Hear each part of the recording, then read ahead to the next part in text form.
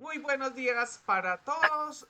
Bueno, vamos entonces a hacer el tema que corresponde a, a la continuación de la clase pasada articulado que vimos termodinámica. Hoy vamos a ver el ciclo de Krebs, la cadena respiratoria y la fosforilación oxidativa. Adelante, profe, los micrófonos son suyos. Muchas gracias, Natalia. Buenos días. Como dice la profesora, vamos a continuar con el tema que estábamos revisando, que es el tema de bioenergética, o sea, algunos elementos muy sencillos que se aplican de la termodinámica a los sistemas vivos.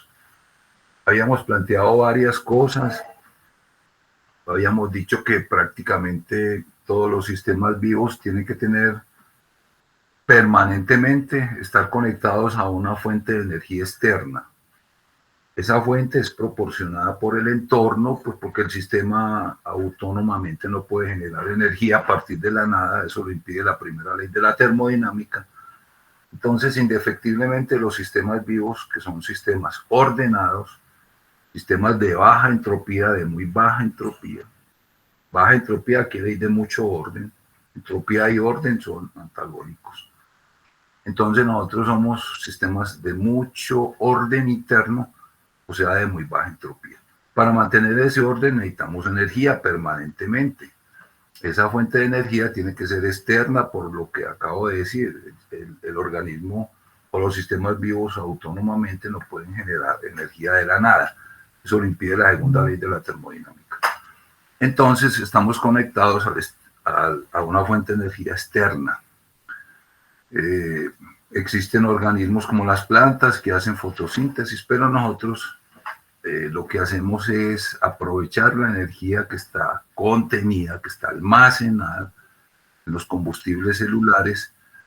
Y ya habíamos dicho que la característica química de los combustibles celulares es que son formas de carbono muy hidrogenadas.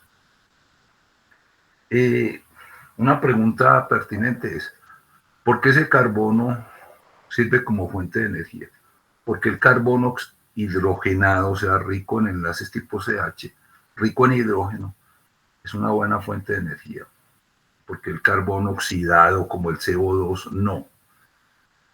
Bueno, porque es que cuando se forma un carbono reducido, como el de los combustibles, eso equivale como a, podemos utilizar una analogía burda relativamente, pero que es clarificante. Esa forma de carbono es como si tuviéramos un resorte comprimido. Esa es la mejor analogía. El carbono hidrogenado es como un resorte comprimido, porque ese carbono tiene la capacidad de ceder electrones con mucha facilidad. Entonces, si se le pone un buen agente oxidante y se reúnen las condiciones adecuadas, ese resorte se descomprime y toda la energía que tenía guardada, pues la despliega, o sea, la libera. Esa es como una analogía. Me parece una analogía que es clarificadora.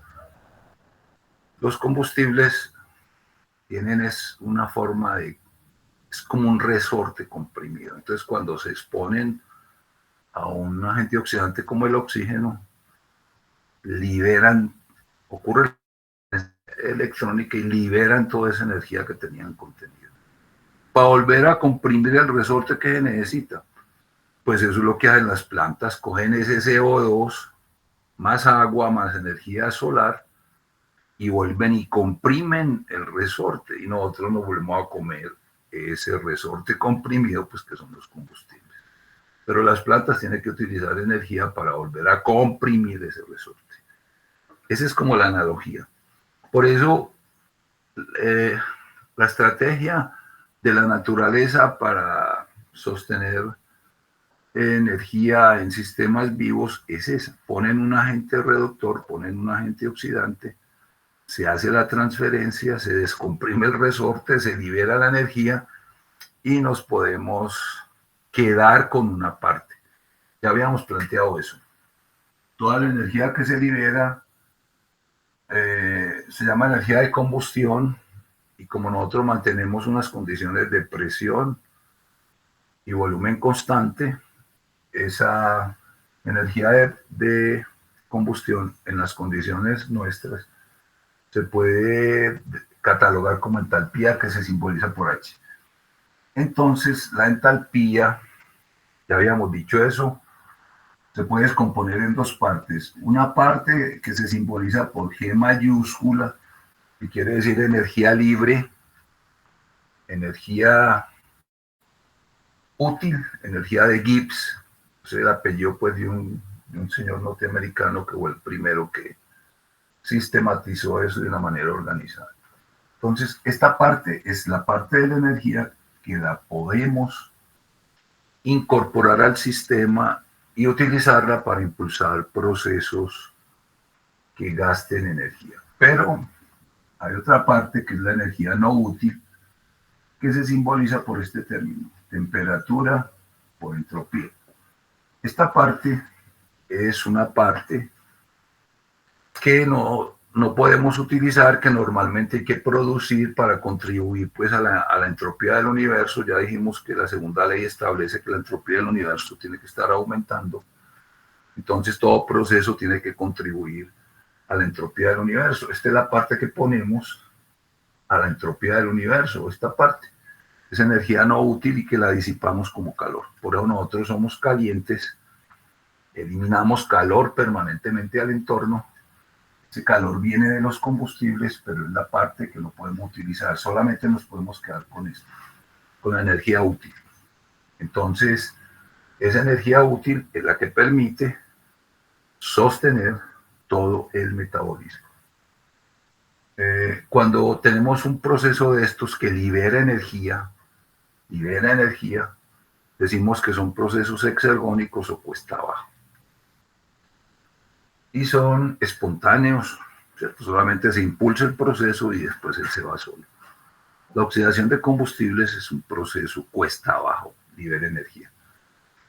Y por el otro lado tenemos procesos cuesta arriba que consumen energía.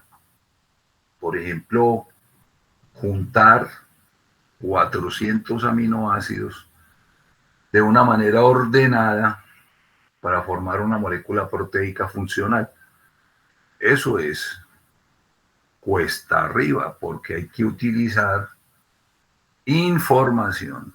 Desde que uno tenga que utilizar información, el proceso es cuesta arriba, porque involucra algún grado de orden dentro del sistema. Todo lo que involucre orden dentro del sistema es un proceso cuesta arriba, porque hay que suministrar energía. Entonces nosotros, para mantener el orden interno, para sintetizar macromoléculas, para hacer división celular, para hacer contracción muscular, para transportar sustancias contra gradiente, etcétera, etcétera. Todos esos procesos que incluyen elaborar algún orden dentro del sistema consumen energía. Y no cualquier forma de energía. Esta. Nosotros solo gastamos energía útil, energía libre. O sea, nosotros no es cualquier forma de energía.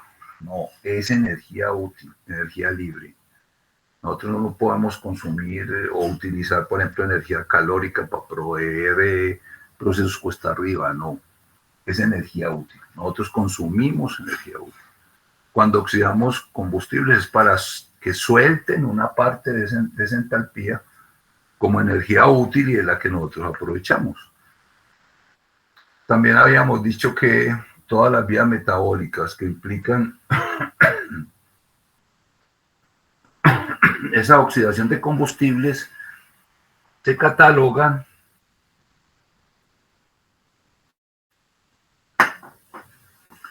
como catabolismo en términos generales. Y todas las vías que tienen que ver con la instauración pues, del orden interno se catalogan como anabolismo. Y que entre los dos tiene que haber un acople energético porque el catabolismo es el que sostiene el anabolismo. Entonces, es un proceso continuo. Tenemos tanto catabolismo como anabolismo permanentemente, porque este proceso, que es exergónico, libera energía útil, y con esta energía útil mantenemos el anabolismo, que es el que responde por el orden interno. Eso se llama acoplamiento energético, y lo estamos haciendo todo el tiempo. Mientras estemos vivos, tenemos que hacer acoplamiento energético.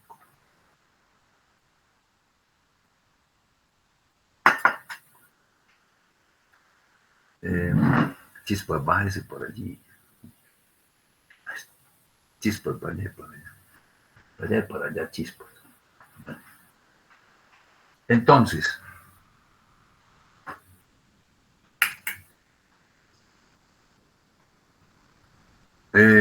bueno, entonces tenemos Hermoso, catabolismo y anabolismo. ¿Cómo, Natalia? hermoso el animalito. No ¿Quieres es que que aquí está chispas, que después me camina encima del computador y me lo desconfigura todo. Bueno, quédese ahí. Pero ese acoplamiento no se hace en forma directa, porque eso sería muy poco práctico y muy poco eficiente.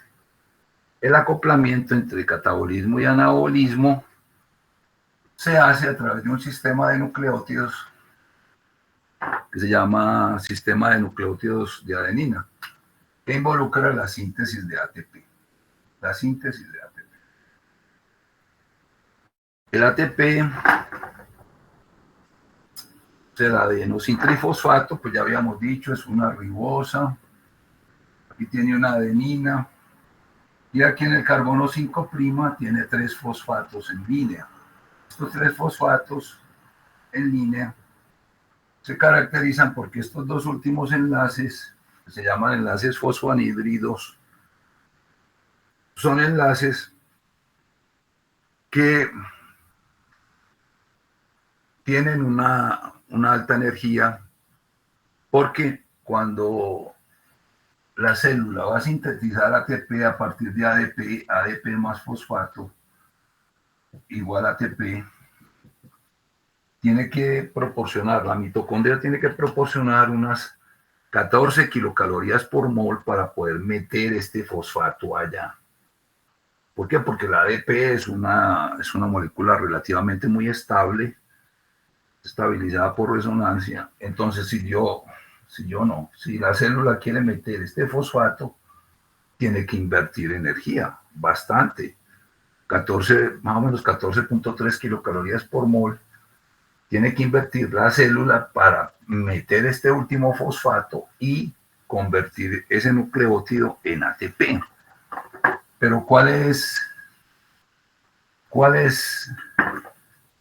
¿dónde radica la importancia del asunto? Que si después la célula necesita energía útil para impulsar algún proceso, pues entonces hidroliza ese fosfato, vuelve a convertir el ATP en ADP más fosfato, y esas 14.3 kilocalorías que habían metidas ahí, pues se liberan, y el organismo las puede utilizar para impulsar procesos cuesta arriba. O sea, es un ciclo que estamos haciendo permanentemente. La mitocondria, en la mitocondria oxidamos los combustibles. La oxidación de combustibles libera energía. Una parte de esa energía la utilizamos para sintetizar ATP. El ATP, una vez que está formado, se puede hidrolizar en cualquier momento.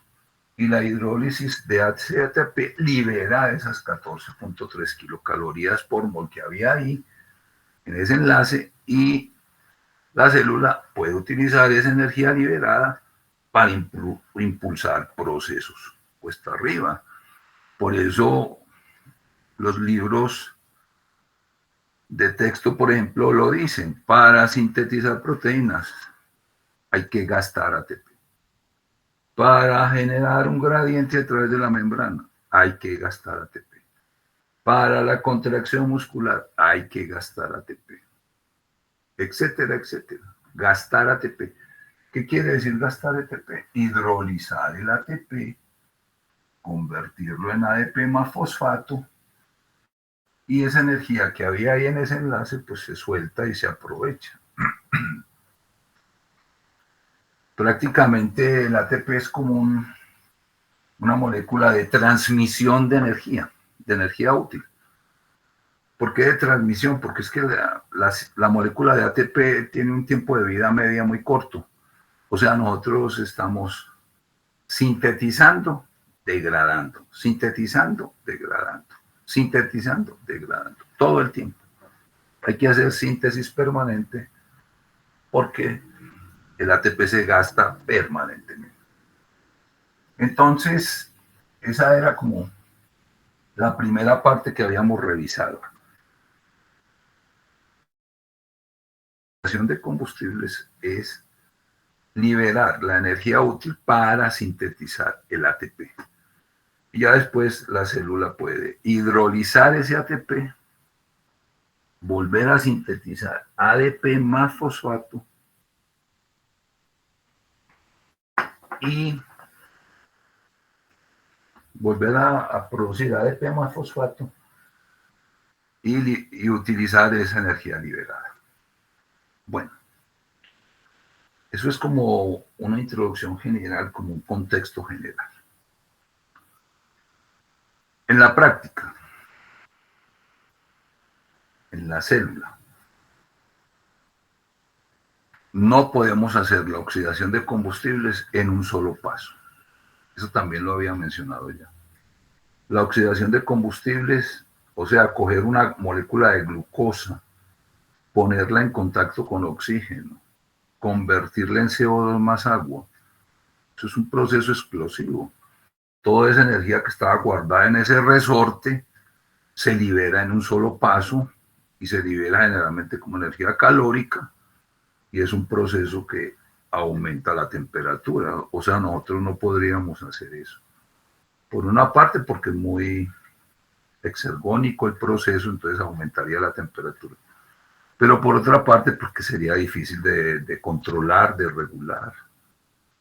Y la característica más importante del metabolismo energético es que todo es muy regulado.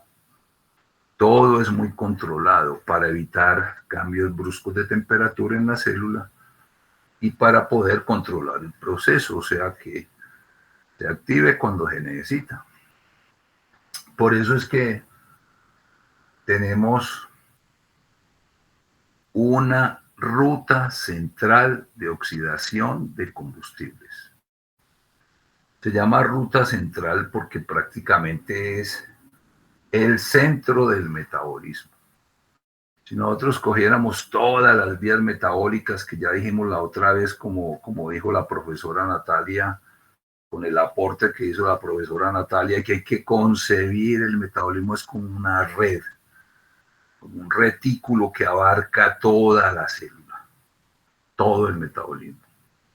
En ese retículo metabólico, en la mitad está la vía o la ruta central de oxidación de combustibles, que está conectada con prácticamente todo el resto del metabolismo.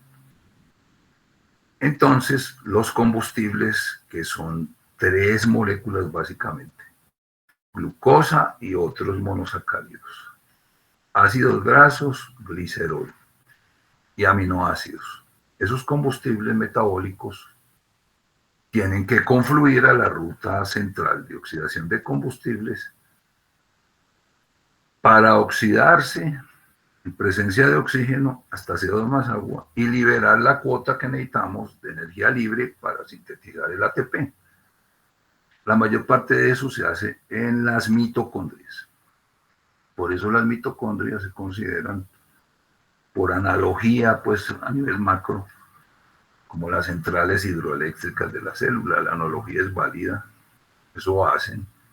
Cogen los combustibles, los oxidan, sacan la energía que necesitamos y sintetizan el ATP. Entonces, ya en términos prácticos, vamos a hablar de esa ruta central de oxidación de combustibles. O sea, ¿cómo es que Al oxidar una glucosa, oxidar un ácido graso o un aminoácido, soltamos la energía suficiente para sintetizar el ATP. Eso que uno lo dice en cuestión de unos minutos aquí es uno de los avances bioquímicos más importantes, sobre todo pues del siglo XX. Haber dilucidado cómo es que la célula obtiene su energía libre y sintetiza su ATP. Eso es extraordinario y detrás de eso hay años y años de trabajo de laboratorio de personas dedicadas a eso toda la vida. O sea que eso que uno lo plantea aquí de una manera tan sencilla, haber obtenido esa información ha costado mucho trabajo, mucho cerebro. Pero tenemos la ventaja, tenemos el privilegio de acceder a ese conocimiento. Entonces, esto que yo voy a plantear aquí es un privilegio tener acceso a esa información. Bueno, entonces, ¿qué es lo que se conoce como ruta central?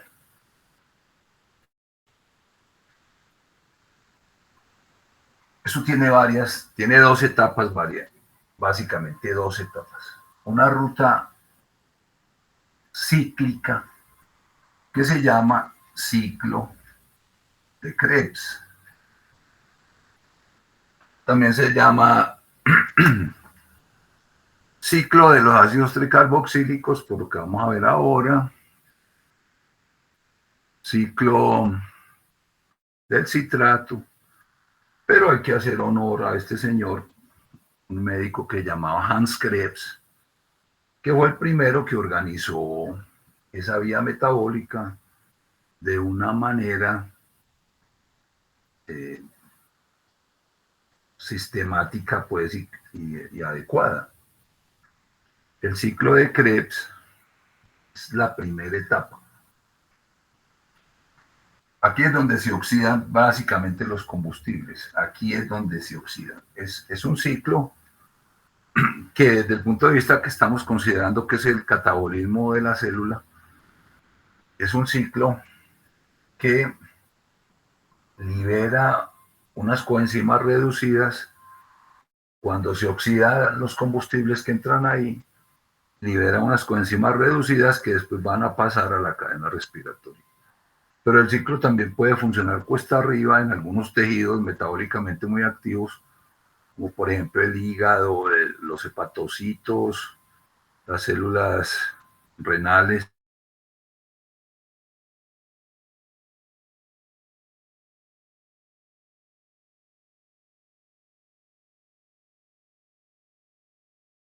Intermediarios para impulsar procesos biosintéticos. Por eso, desde el punto de vista en que estamos, es un ciclo catabólico. Pero en muchas células puede ser un ciclo anfibólico, o sea, que funciona en catabolismo y puede funcionar en anabolismo de acuerdo con las necesidades de la célula. Pero aquí vamos a plantearlo solamente en términos de catabolismo, o sea, de oxidación de combustibles, o sea, cuesta abajo. El ciclo. Entonces, del ciclo se liberan unas coenzimas, esas coenzimas reducidas, que son el NADH y el FADH2, estas coenzimas reducidas que contienen los electrones que vienen de arriba de los combustibles, van a impulsar la cadena respiratoria, que es la segunda etapa, que son una serie de transportadores acoplados a membrana, y al final aparece el oxígeno como aceptor final. La cadena respiratoria genera un gradiente a través de una membrana, de la membrana mitocondrial interna, y con ese gradiente es que la célula impulsa la síntesis de ATP. Es lo que se llama la fosforilación oxidativa. O sea que vamos a mencionar muy brevemente estos pasos. ¿Cómo se activa el ciclo? ¿Qué es lo que mantiene el ciclo prendido? ¿Cómo se prende la cadena? La cadena, ¿cómo utiliza ese flujo de electrones para generar un gradiente a través de una membrana? Y con ese gradiente sintetizar ATP. Esos son los pasos. Todo esto está ubicado en la mitocondria. Todo esto está ubicado en la mitocondria.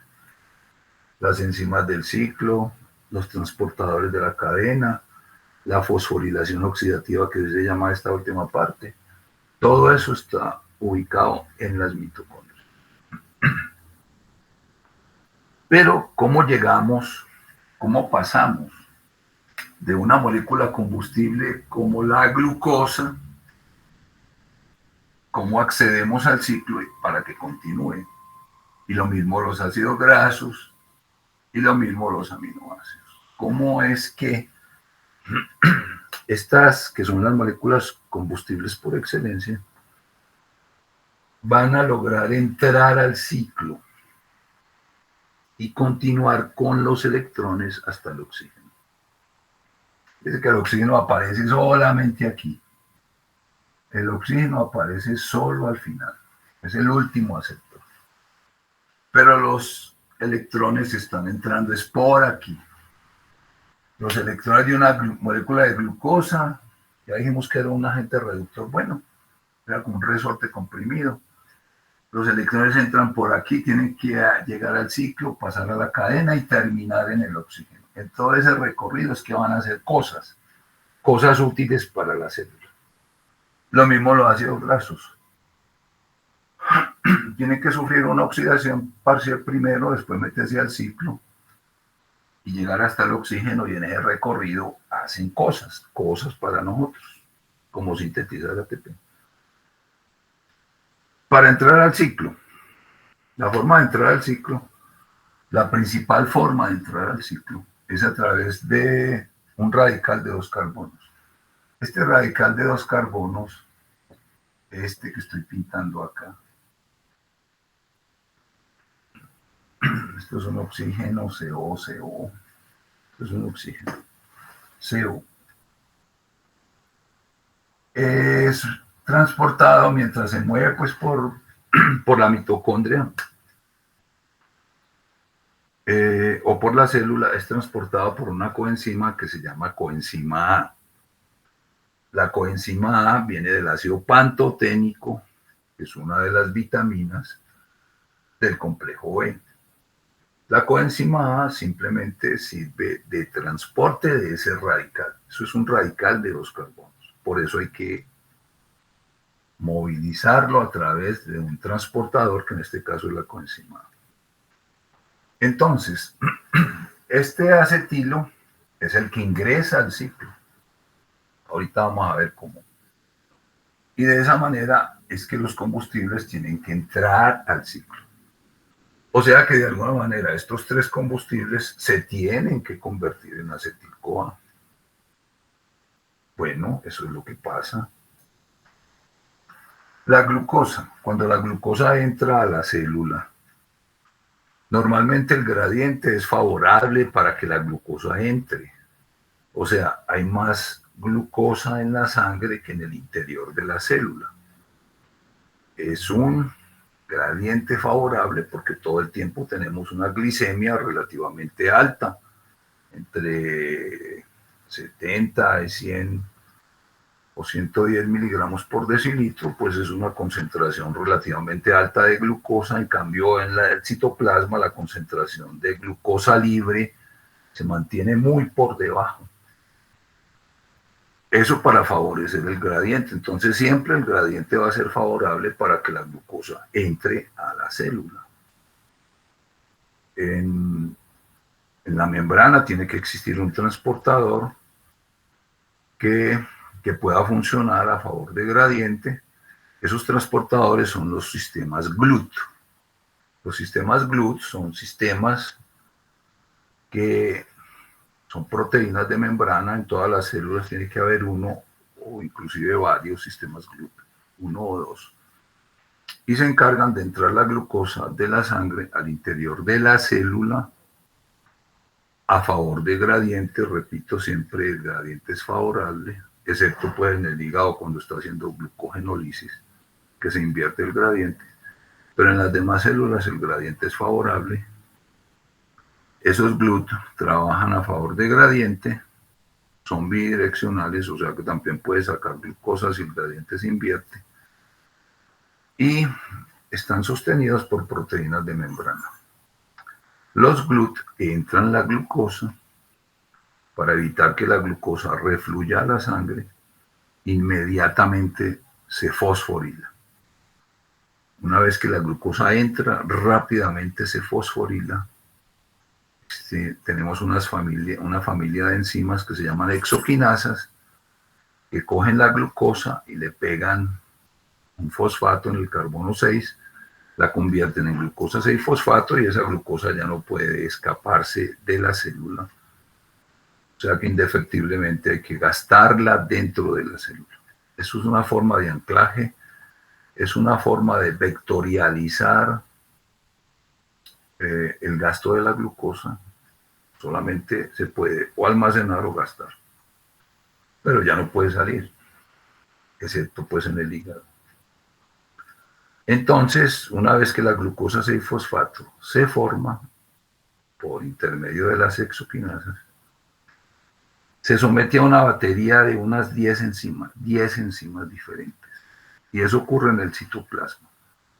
En el citoplasma tenemos una batería de 10 enzimas, que junto con las exoquinasas constituyen una vía que tiene 11 pasos enzimáticos.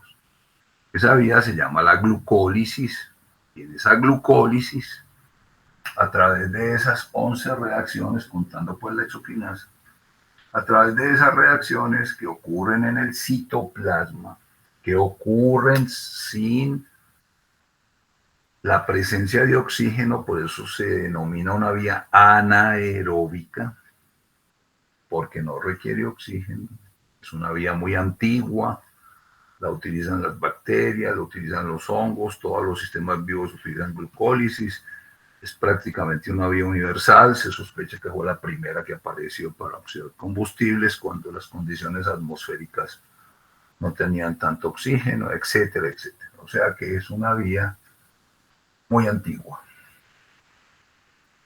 Y la glucólisis, pues la seguimos utilizando pues porque es muy eficiente para muchas cosas. En esos 11 pasos, una molécula de 6 carbonos, que es una molécula de glucosa, se convierte en 2 moléculas de este compuesto que se llama piruvato. Este compuesto, estoy pintando aquí, se llama piruvato. Piruvato es este compuesto de 3 carbonos. Hablamos de piruvato y no de ácido pirúvico. Estamos considerando las bases conjugadas. Lo mismo pasa con todos los intermediarios del ciclo, como vamos a ver ahora. Hablamos desde las bases conjugadas. ¿Por qué? Porque los ácidos a los que corresponden esas bases conjugadas tienen unos valores de pK generalmente por debajo de 5. Entonces, como estamos hablando a un pH de 7 o de 7,4 en la sangre, a ese pH tan alto con respecto al pK, lo que predominan son las bases conjugadas. Entonces, por eso hablamos de piruvato, no de ácido pirúvico, porque el ácido pirúvico tiene un pK por debajo de 5. Lo mismo pasa con estos intermediarios, con el citrato, el isocitrato, etcétera, etcétera. Hablamos de bases conjugadas. Entonces, a través de estas 11 reacciones, genéricamente se llaman glucólisis, o sea, rompimiento de glucosa, glucólisis, rompimiento de glucosa. ¿Por qué rompimiento de glucosa? Porque un compuesto de 6 carbonos se rompe en 2 compuestos de 3 carbonos. Por eso se llama lisis de glucosa. Lisis, rompimiento. Glucólisis. Aquí no vamos a explorar esa vía a profundidad, porque lo que me interesa es el producto final. En otros contextos, ya cuando consideremos metabolismo a más profundidad, metabolismo como tal, vías metabólicas, podríamos hablar de glucólisis, pero ahorita lo que me interesa es el resultado final. El resultado final es que la glucosa se convierte en dos moléculas de piruvato. Eso ocurre en el citoplasma. Ese piruvato tiene que entrar a través de un transportador. Existen unos transportadores que se llaman MCT, transportadores de monocarboxilatos. El piruvato es un monocarboxilato, tiene un carboxilato, esto se llama carboxilato CO-. El lactato es un carboxilato, los cuerpos cetónicos son carboxilatos, solamente tienen un grupo CO-, un carboxilato. Existen unos transportadores, que es una familia amplia, transportadores de monocarboxilatos, MCT. Uno de esos transportadores es el piruvato a través de la membrana mitocondrial interna. No necesita transportador a través de la membrana mitocondrial externa, porque como seguramente ustedes saben, la membrana mitocondrial externa tiene unos poros formados por unas proteínas que llaman porinas, entonces dejan pasar hasta péptidos, dejan pasar las porinas. O sea que el piruvato que se genera en el citoplasma accede rápidamente al espacio intermembranoso y ya para entrar a la matriz mitocondrial sí se necesita transportador porque esa membrana es muy impermeable. Entonces un MCT mete el piruvato a la matriz mitocondrial y en la matriz mitocondrial tenemos un complejo grande, muy grande, tiene el tamaño de un ribosoma, que se llama el complejo de la piruvato deshidrogenasa. Ese complejo que involucra 3 enzimas y 5 coenzimas convierte este compuesto de 3 carbonos en este radical, que es el acetilo, unido a la coenzima A. O sea, este acetil-CoA se produce en esta reacción. Y lógicamente pues se libera CO2, este carboxilato sale como CO2. Este complejo de la piruvato deshidrogenasa, como les digo, es un complejo muy grande, inmenso, se ve hasta con microscopía electrónica. Ese complejo tiene 3 enzimas y 5 coenzimas. Fuera de eso, en el complejo hay todas las proteínas reguladoras, proteínas que activan el complejo, bloquean el complejo, frenan el complejo, etc. Ese complejo de la piruvato deshidrogenasa tiene 3 enzimas. La piruvato deshidrogenasa como tal, la dihidrolipoil deshidrogenasa y la dihidrolipoil transacetilasa. Están acopladas ahí formando un complejo macromolecular. Pero es importante mencionar las coenzimas. Aquí necesita NAD, FAD, se necesita coenzima A, diamina pirofosfato y ácido lipoico. Se necesitan estas 5 coenzimas. ¿Por qué es importante mencionar estas 5 coenzimas? Porque este complejo de la piruvato deshidrogenasa es un complejo que en términos nutricionales tiene una alta demanda nutricional. ¿Por qué? Porque el NAD, nicotinamida, adenina, dinucleótido, es una coenzima que viene de la niacina, que es la vitamina B3. El FAD, que es la flavina, adenina, dinucleótido, viene de la riboflavina, que es la vitamina B2. La coenzima A viene del ácido pantoténico.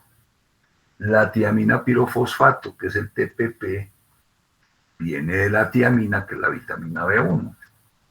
Entonces, estas 4 coenzimas se originan a partir de 4 vitaminas que son vitaminas que las tenemos que ingerir porque no las sintetizamos, son esenciales para la especie humana, por eso la dieta las tiene que proveer. Si alguna de estas vitaminas falla, el complejo no funciona. Y la glucosa y todos los monosacáridos que se parecen a la glucosa no pueden entrar al ciclo de Krebs. Entre otras cosas, esta es la única forma que tienen los monosacáridos para ingresar a la ruta central de oxidación de combustibles. Por eso algunos autores consideran que este paso actúa como un cuello de botella metabólico. ¿Por qué? Porque es la única forma de que los electrones que vienen de los monosacáridos puedan ingresar al ciclo. El hecho es que en este paso es donde se produce el acetil-CoA.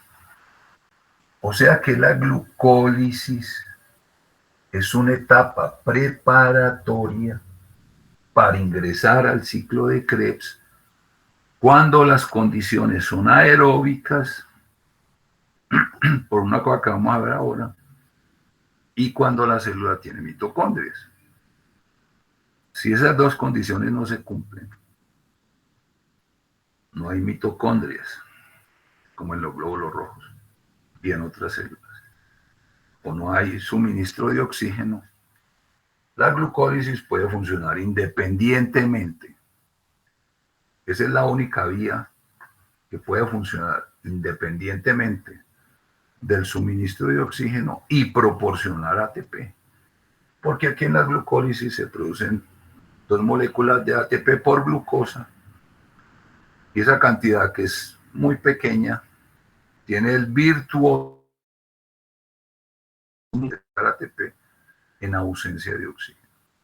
Los otros combustibles, los aminoácidos, los ácidos grasos, para producir ATP, como vamos a ver ahora, tiene que ser con mitocondrias y con oxígeno. No puede ser en condiciones anaeróbicas.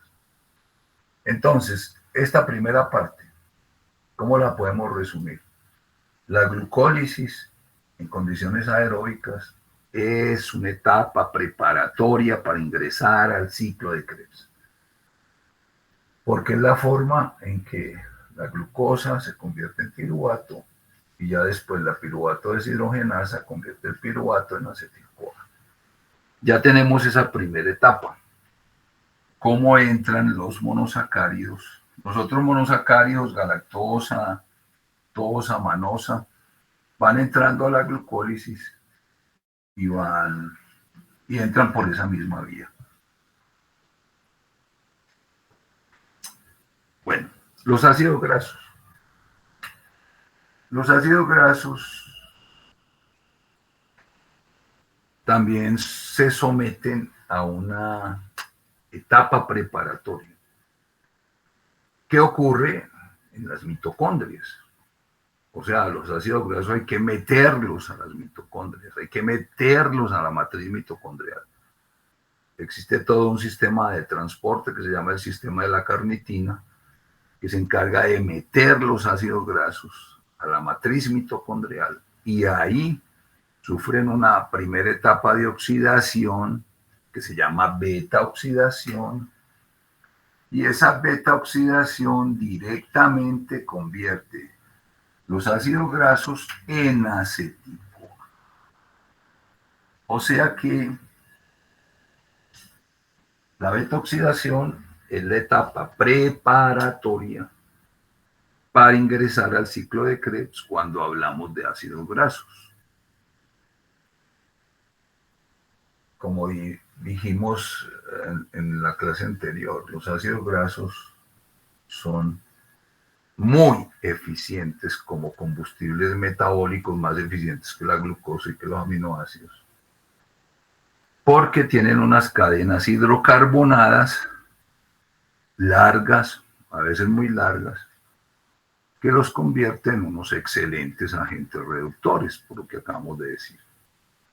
Entonces, a partir de un ácido graso se liberan muchas moléculas, dependiendo de la longitud, de acetil-CoA a través de la beta-oxidación, y ese acetil-CoA entra al ciclo de Krebs. Los aminoácidos. Los aminoácidos normalmente se utilizan es para sintetizar proteínas, las proteínas que la célula necesita. O sea que el destino principal es la síntesis proteica. Pero de todas maneras existe un porcentaje, así sea mínimo de 10-15% del metabolismo energético total, que se puede utilizar como combustible. Entonces los aminoácidos, a través de muchas vías, porque son 20 aminoácidos diferentes, los 20 aminoácidos estándar son 20 vías metabólicas diferentes, que se conocen genéricamente como el catabolismo de los aminoácidos. Durante ese catabolismo de los aminoácidos, el esqueleto, hay que quitarles primero el nitrógeno, y hay pues toda una forma de procesar ese nitrógeno y eliminarlo posteriormente, como urea casi todo, pero eso no lo vamos a considerar aquí. Queda un esqueleto hidrocarbonado que es el que puede meterse al ciclo de Krebs. Entonces hay varias formas de entrar al ciclo. Los aminoácidos, como son 20 vías metabólicas diferentes, hay muchos que se pueden convertir directamente en acetil-CoA. Pero hay otros que pueden acceder al ciclo a través de otros intermediarios del ciclo, de los cuales vamos a mencionar ahora. Pero la idea final es esa. ¿Cómo se prende el ciclo? Por suministro de acetil-CoA. Por suministro de sustrato, y el sustrato es el acetil-CoA. ¿Cómo se prende el ciclo? Para prender el ciclo primero tiene que haber glucólisis, o tiene que haber beta-oxidación, o tiene que haber catabolismo de aminoácidos, porque esas son las vías que prenden el ciclo, suministrándole acetil-CoA. Si no hay acetil-CoA, el ciclo no funciona, porque es que esa es la forma de prender el ciclo. Por eso se dice que estas tres vías son las vías de abastecimiento del ciclo. ¿Y qué es lo que abastecen? Acetil-CoA. Entonces, si la glucólisis está acelerada, se aumenta el acetil-CoA y se acelera el ciclo. Pues hay muchos puntos de control para que las vías se mantengan coordinadas. El hecho es que los tres combustibles principales tienen que convertirse de alguna manera en acetil-CoA.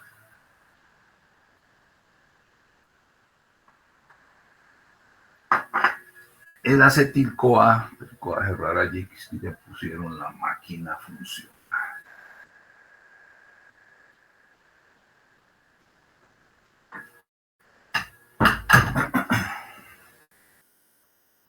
Ponen la máquina acá que yo tengo clase. Quieto, chispas. Bueno, entonces, ahora sí metámonos en el ciclo. Cuando uno dice ciclo, se está imaginando como una cosa redonda, pues eso es un ciclo, pero realmente no es que sea una cosa redonda que uno puede ver ahí en la matriz mitocondrial, no. Es una serie de 8 pasos enzimáticos que empiezan en un paso y regresan al mismo paso. O sea, se automantiene. Por eso el concepto de ciclo. Pero no es que ahí pues morfológicamente veamos una ruedita ahí funcionando. No, no, no. Pues uno lo pinta así por analogía con lo que es un ciclo. Vamos a considerar los 8 pasos. El primer paso es que la molécula de acetilo, que está siendo transportada por el coenzima, por la coenzima, se condensa con un compuesto de 4 carbonos que se llama oxalacetato. El oxalacetato es un compuesto que todo el tiempo tenemos dentro de la matriz mitocondrial. Es un compuesto que lo sintetizamos a partir de otros intermediarios. Por ejemplo, a partir de piruvato podemos sintetizar oxalacetato. El hecho es que siempre tenemos oxalacetato dentro de la matriz mitocondrial. Es un compuesto de 4 carbonos, es este compuesto de 4 carbonos, este compuesto de 4 carbonos. Es el oxalacetato. El oxalacetato es, otra vez se aplica lo que les dije, la base conjugada del ácido oxalacético, pero aquí trabajamos es con las bases conjugadas. El oxalacetato, que tiene 4 carbonos, se condensa con el acetilo, tiene 2 carbonos, y se forma un compuesto de 6 carbonos que se llama citrato. El citrato es un compuesto de 6 carbonos. Este es el citrato, este es el citrato.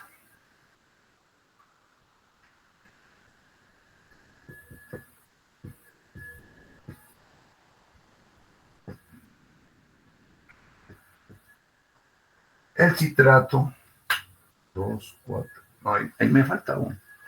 Bueno, el citrato. El citrato es un compuesto de 6 carbonos. Es una base conjugada, viene de un ácido tricarboxílico, que es el ácido cítrico.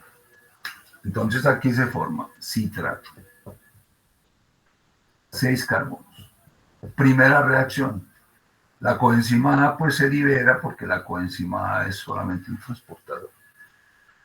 Esa reacción es una condensación de un compuesto de 2 carbonos con un compuesto de 4 carbonos para producir un compuesto de 6 carbonos.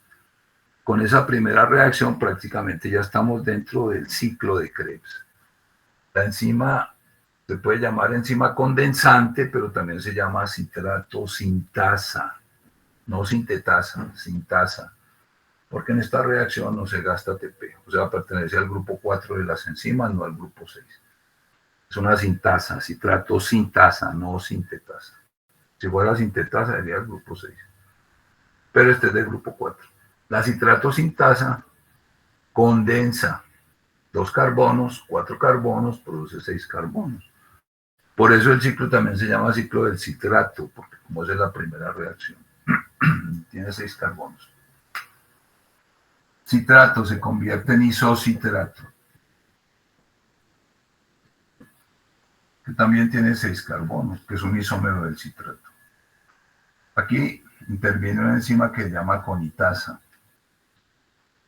¿Por qué no se llama isomerasa? Porque esto es un isómero.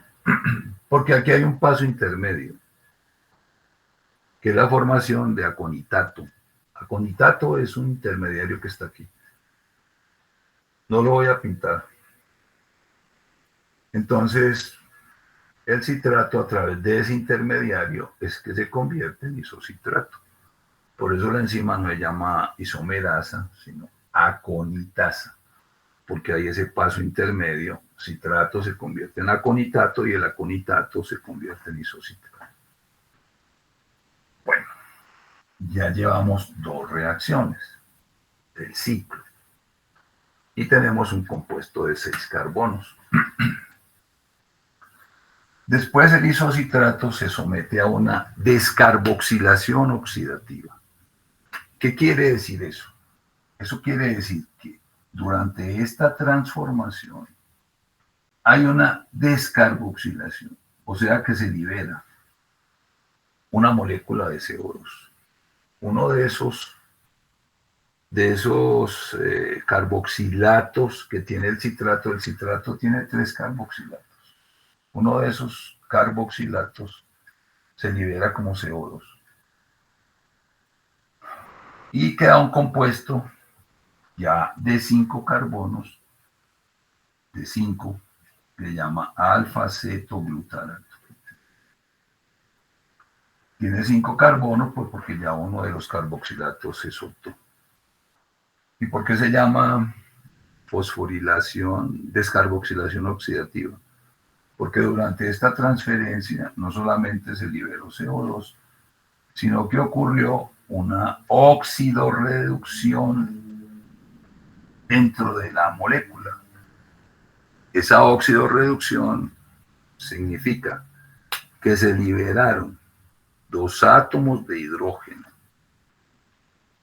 En las oxidorreducciones que suceden en la célula, generalmente se liberan dos átomos de hidrógeno. Dos átomos de hidrógeno son dos electrones, dos protones. La enzima se llama isocitrato deshidrogenasa. Todas las deshidrogenasas que participan en el metabolismo sacan dos átomos de hidrógeno de un sustrato. Esta deshidrogenasa le saca dos átomos de hidrógeno al isocitrato y fuera de eso le saca un carboxilato que sale como CO2. Eso es lo que hace la isocitrato deshidrogenasa. Saca dos átomos de hidrógeno.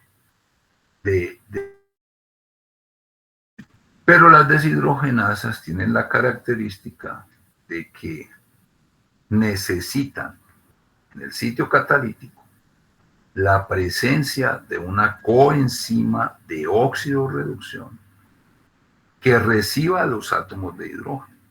La enzima no se queda con esos átomos de hidrógeno. La enzima lo que hace es sacar esos átomos de hidrógeno de ese sustrato y pasarlos a una coenzima. Si la coenzima no está presente, la enzima no deshidrogena. Entonces, la isocitrato deshidrogenasa es una coenzima que utiliza NAD. Las deshidrogenasas son muy estrictas, digámoslo así entre comillas, con respecto a la coenzima que utilizan. Generalmente son dependientes de la coenzima y no cambian la coenzima. Existen poquitas excepciones en donde una deshidrogenasa puede ser NAD o NADP, pero por ejemplo una deshidrogenasa que es NAD no puede ser deshidrogenasa FAD, no, porque las condiciones de la reacción son diferentes. Esta deshidrogenasa, por ejemplo, utiliza NAD. Ya habíamos mencionado el NAD, nicotinamida, adenina, dinucleótido. Es un dinucleótido, o sea, es una molécula grande que tiene dos bases nitrogenadas, dos ribosas, dos fosfatos. Natalia, no me está viendo. Escucha, ya de cuánto queda que no me ven. Hola, profe. No me está viendo. Es Pero que fue yo en veo el, ahí que no me está viendo. pero fue en el minutico. Usted me puede decir hasta dónde me vieron. Ay. Eh, espere un momentico, profe. Tengo que parar la grabación. Deme un momentico para Bueno, poder mirar.